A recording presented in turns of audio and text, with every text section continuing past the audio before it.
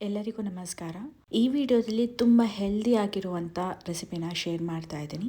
Vegetable salad. ತುಂಬಾ ಕಡಿಮೆ ಪದಾರ್ಥನ ಬಳಸ್ಕೊಂಡು ತುಂಬಾ ಈಸಿಯಾಗಿ ಹಾಗೆ ಯಮ್ಮಿಯಾಗಿ ಕೂಡ ಮಾಡ್ಕೊಂಡು ತಿನ್ನುವಂತ ಈ ಸಲಾಡ್ ಹೇಗೆ ಮಾಡೋದಂತ ನೋಡೋಣ. ಇದಕ್ಕೆ ನಾನು ಒಂದು ಸೌತೆಕಾಯಿ, ಕ್ಯಾರೆಟ್, ಒಂದು ಈರುಳ್ಳಿ ಹಾಗೆ ಕೊತ್ತಂಬರಿ ಸೊಪ್ಪು, ಕರಿಬೇವಿನ ಸೊಪ್ಪನ್ನ ತಗೊಂಡಿದ್ದೀನಿ. ನಿಮಗೆ ಹಸಿಮೆಣಸಿನಕಾಯಿ ಬೇಕಾದ್ರೆ ಹಸಿಮೆಣಸಿನಕಾಯಿನ ಇನ್ಕ್ಲೂಡ್ ಮಾಡ್ಕೋಬಹುದು.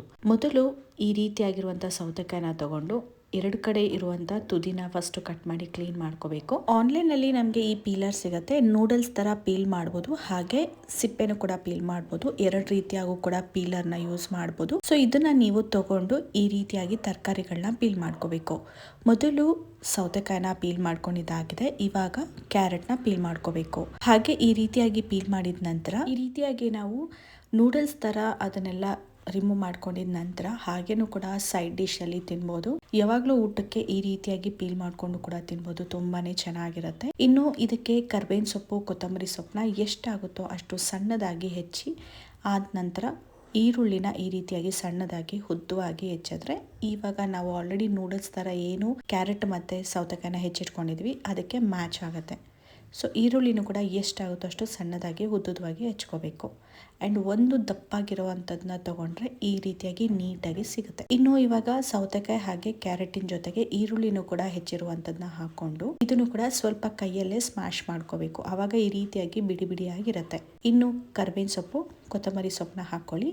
ಮಸಾಲನ ಪರ್ಫೆಕ್ಟ್ ಆಗಿ ಹಾಕೊಂಡ್ರೆ ತುಂಬಾ ಟೇಸ್ಟಿ ಆಗಿರುತ್ತೆ.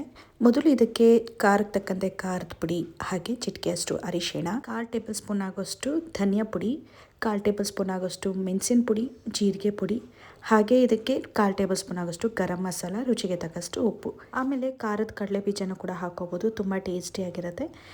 ತುಂಬಾ ಹೆಲ್ದಿಯಾಗಿ ಮನೆಯಲ್ಲೇ ಈಸಿಯಾಗಿ ಇದನ್ನ ಮಾಡ್ಕೋಬಹುದು. ಇನ್ನು 1/2 ಟೇಬಲ್ ಸ್ಪೂನ್ ಆಗೋಷ್ಟು ಹುರಿದಿರುವಂತ ಎಳ್ಳು, ಬೇಳೆ ಎಳ್ಳು ಅಥವಾ ಕಪ್ಪೆಳ್ಳು ಯಾವ್ದು ನಿಮಗೆ ಅವೈಲಬಿಲಿಟಿ ಇರುತ್ತೋ ಇದನ್ನ ಹಾಕೊಳ್ಬಹುದು. ನೆಕ್ಸ್ಟ್ ಕೊನೆಯದಾಗಿ ಮೊಸರನ್ನ ಹಾಕೊಂಡು ಇದನ್ನ ಮಿಕ್ಸ್ ಮಾಡ್ಕೋಬೇಕು. ಮೊಸರು ಕಂಪ್ಲೀಟ್ ಆಗಿ ಎಲ್ಲ ಮಿಕ್ಸ್ ಮಾಡೋದಕ್ಕೂ ಕೂಡ ಹರಡ್ಕೋಬೇಕು. ಅಲ್ಲಿವರೆಗೂ ನೀಟಾಗಿ ಮಿಕ್ಸ್ ಮಾಡ್ಕೋಬೇಕು.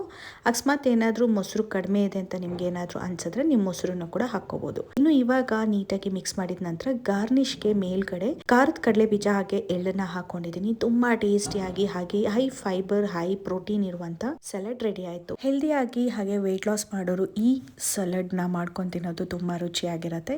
ಒಂದ್ಸತಿ ನೀವು ಕೂಡ ಟ್ರೈ ಮಾಡಿ. ನಿಮ್ಮ ಅನಿಸಿಕೆನ ಕಮೆಂಟ್ ಬಾಕ್ಸ್ ಅಲ್ಲಿ ತಿಳಿಸಿ. ನೆಕ್ಸ್ಟ್ ವಿಡಿಯೋದಲ್ಲಿ ಸಿಗ್ತೀನಿ. ಟೇಕ್ ಕೇರ್, ಬಾಯ್.